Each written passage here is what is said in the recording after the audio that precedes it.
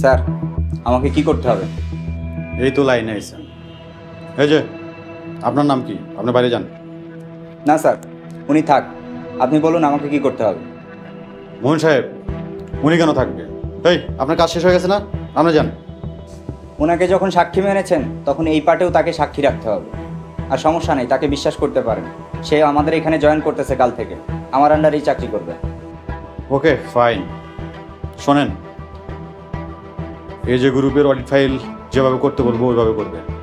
আর তা যদি না করেন পুলিশ আসবে, আপনি অপমানিত হবে। আর এটার বিনিময়ে আমি কি পাবো? 20 লাখ পাবে।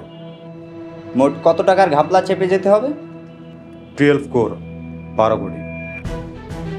মোমিন সাহেব, মূল কাজটা যেহেতু আপনিই করবেন, যান, আপনাকে আরও 5 বাড়ায় দিলাম, 25।